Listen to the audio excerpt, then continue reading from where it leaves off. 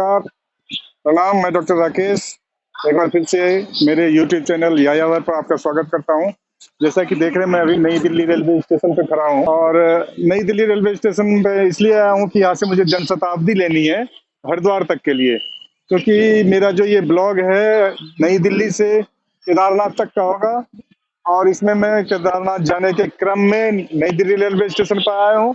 नई Delhi railway station पर खड़ा हूँ। 3:20 पर यहाँ से मेरी ट्रेन नई नई दिल्ली हरिद्वार जनशताब्दी खुलेगी, जिससे मैं बोर्डिंग करूंगा और यहाँ से हरिद्वार में पहुंचूंगा शाम में 8:30-9 बजे के लगभग। फिर हरिद्वार में रात मेरा स्टे हरिद्वार होगा और सुबह वहां से देखेंगे जो टैक्सी मिलती है या बस जो भी लेना होगा, कोशिश करूंगा टैक्सी मिल जाए सोनप्रयाग तक के लिए, तो वहां से टैक्सी लूंगा और आगे की जर्नी वहां से कंटिन्यू करूंगा। आप लोगों को बताता रहूंगा कि मेरा ट्रिप कैसा रहा, मेरा इस ट्रिप का एक्सपीरियंस कैसा रहा, इस ट्रिप का बजट कितना रहेगा, ये सारी जानकारी मैं देता रहूंगा। तब तक के लिए नमस्कार।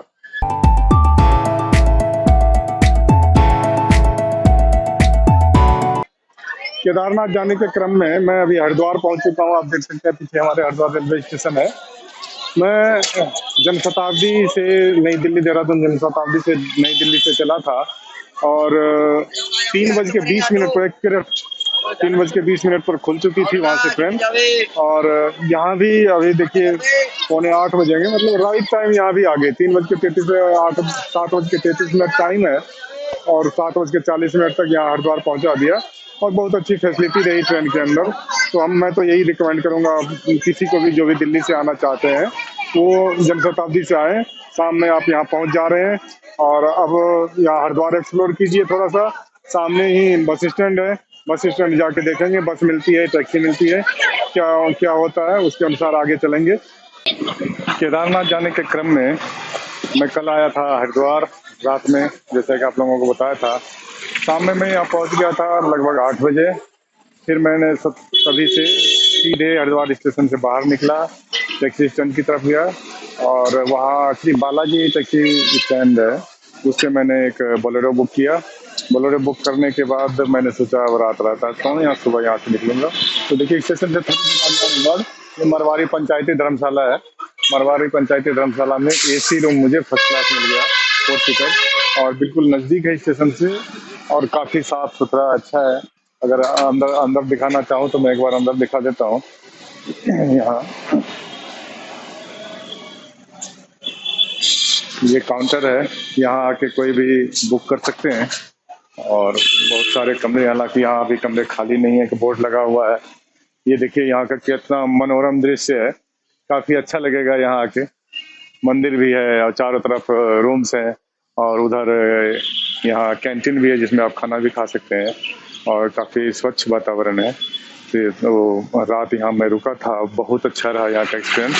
सुबह उठा 5 बजे, गंगा स्नान करके अभी हर की पैरी से वापस आया हूँ और हमारे टैक्सी वाले भैया मदन जी भी आ गए हैं बोलेरो लेके। तो अब हम यहाँ से सोनप्रयाग के लिए प्रस्थान करेंगे।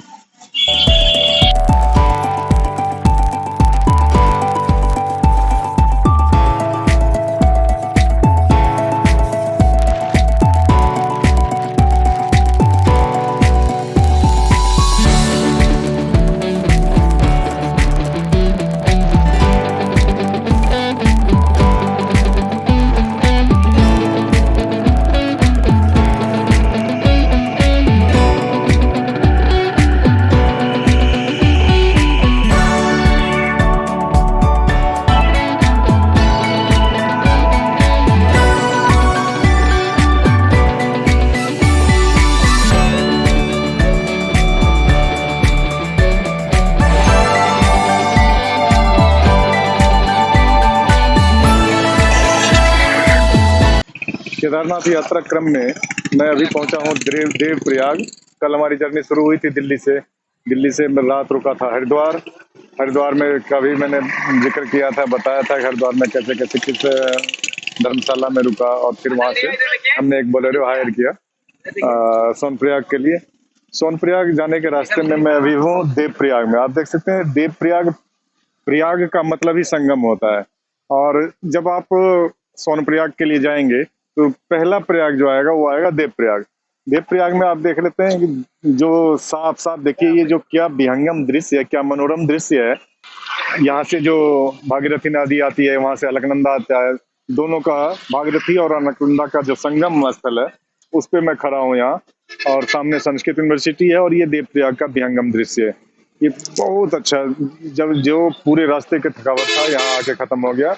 और अब यहाँ से आगे चलेंगे और आगे मैं दिखाता चलूंगा। आगे जैसे जैसे जानकारी मिलेगी आप लोगों से शेयर करता चलूंगा। अभी मैं जो हूँ धारी देवी मंदिर के सामने खड़ा हूँ। जो नीचे आप देख रहे हैं झील में, ये अलकनंदा रिवर है। अलकनंदा रिवर के बीच में ही धारी देवी मंदिर है। धारी देवी मंदिर के बारे में आप लोगों ने 2013 में सुना होगा कि धारी देवी मंदिर को विस्थापित किया गया था। जो नदी के बीच में मंदिर बनी हुई है, उसको वहां से उठा के सेफर प्लेस पे ऊपर लाया गया था। और कुछ यहाँ रेल प्रोजेक्ट वगैरह भी चल रहे, रेलवे के टनलिंग का काम मैंने देखा इसमें 100-200 मीटर पहले ही चल रहा है। तो उस वजह कुछ भी हो सकता हो, मंदिर को वहां से, मंदिर की मूर्ति को वहां से रिलोकेट किया गया था, ऊपर लाया गया था। और उसी साल केदारनाथ की आपदा भी आई और यहाँ भी बादल फटे थे, केदारनाथ में बादल फटे थे। वहां की आपदा 2013 की आप सब लोग जानते हैं। यहाँ भी बहुत बड़ी आपदा हुई थी। तो उसके बाद सरकार को झुकना पड़ा और उसके बाद फिर से उसी मंदिर में उसी मूर्ति को फिर से अलकनंदा नदी के बीच में ही स्थापित कर दिया गया है। क्योंकि जो धारी देवी की मान्यता ये है कि ये इस रीजन की कुल देवी हैं और ये यहाँ की पहाड़ों में की रक्षा करती हैं। तो अभी इतना ही, अब आगे चलूंगा, फिर ऐसे ही अद्भुत दृश्य दिखाऊंगा, अद्भुत कहानियां सुनाऊंगा, अद्भुत बातें बताऊंगा केदारनाथ यात्रा के क्रम में।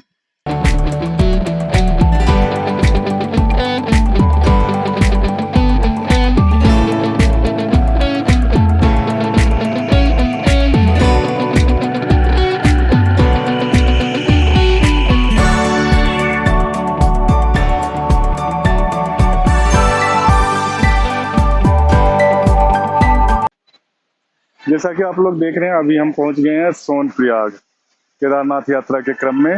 ये हमारी टैक्सी का आखिरी पड़ाव है। यहाँ हमने अपना कैब छोड़ दिया। ये देखिए, ये यहाँ पार्किंग बनाया हुआ, मल्टी लेवल पार्किंग भी है, नीचे भी पार्किंग है।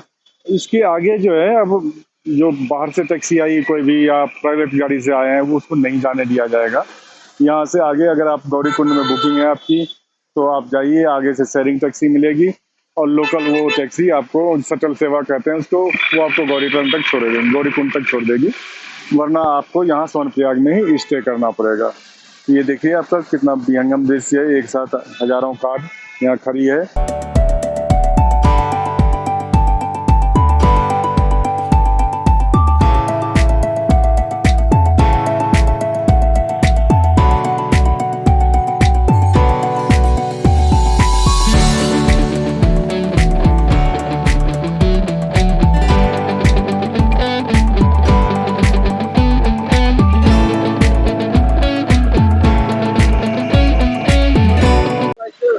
अभी मैं सोनप्रयाग का ये पुल क्रॉस करके गौरीकुंड जाने के लिए आ गया हूँ, जो वहाँ से शेयरिंग टैक्सी मिलती है, यानी शटल सेवा। यहाँ से शटल सेवा से ही गौरीकुंड जा सकते हैं। यहाँ कोई प्राइवेट टैक्सी वगैरह नहीं जाती है, तो शटल सेवा मैं देख रहा हूँ। हालांकि आज भीड़ कम है और मुझे आने दिया गया। हालांकि मेरी बुकिंग आगे भी GMBN की है, तो देखते हैं आप शटल सेवा में कितनी देर में पहुँचते हैं।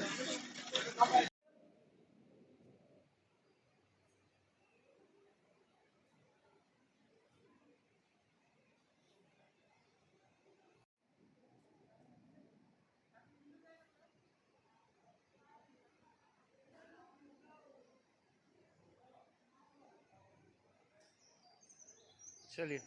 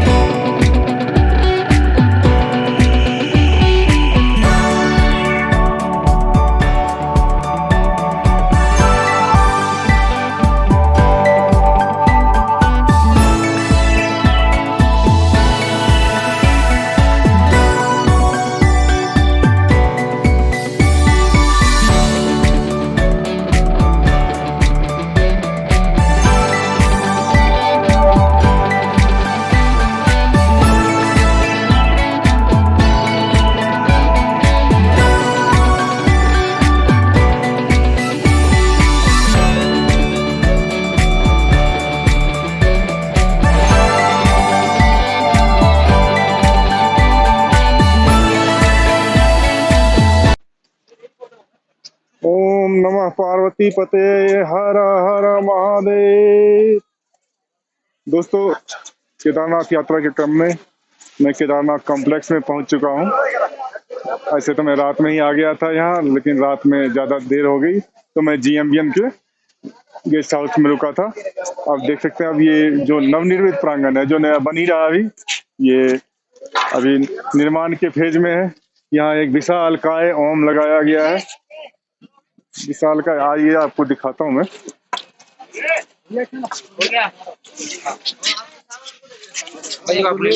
ओम नमः पार्वती पते, हर हर महादेव।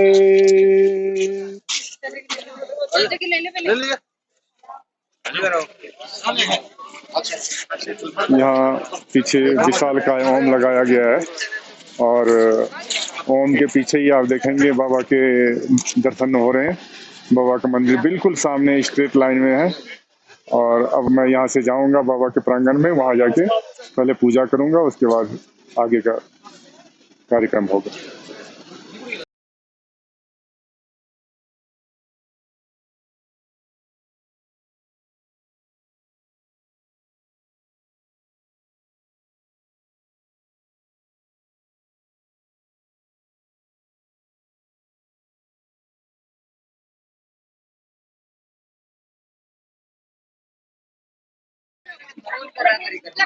दोस्तों, केदारनाथ यात्रा के क्रम में मैं पहुंच चुका हूँ केदारनाथ धाम में। सामने खड़ा हूँ केदार बाबा के। रात में 9 बजे ही मैं आ गया था, लेकिन उस टाइम पे पूजा नहीं कर पाया, थका आ रहा था। और अब मैं यहाँ आ गया हूँ। लाइन तो आज बहुत लंबी है, 2 किलोमीटर से ज्यादा लाइन लगी हुई है, लेकिन फिर भी बहुत अच्छा पूजा मैंने किया। अभी मैं बाबा के सामने ही खड़ा हूँ। हर हर महादेव, जय श्री केदारेश्वर। बाबा के सामने पूजा किया और बहुत अच्छा पूजा रहा, दर्शन रहा। बाबा का ये कृपा रहा हमारे ऊपर कि आज बहुत अच्छा दर्शन रहा। सोमवार का दिन था, तीज व्रत था और बाबा का दिन था। आज मैं जो खड़ा हूँ भीमशिला के ठीक पीछे, जो 2013 में भयंकर आपदा आई थी, बाढ़ आई थी, उसमें ये शिला बह के यहाँ बाबा मंदिर के ठीक पीछे आकर रुका था, जो आप सब लोगों को पता है। और इसी के वजह से जो पानी की धारा थी दो तरफ डाइवर्ट हो गया और बाबा का मंदिर को खरोंच तक नहीं आया।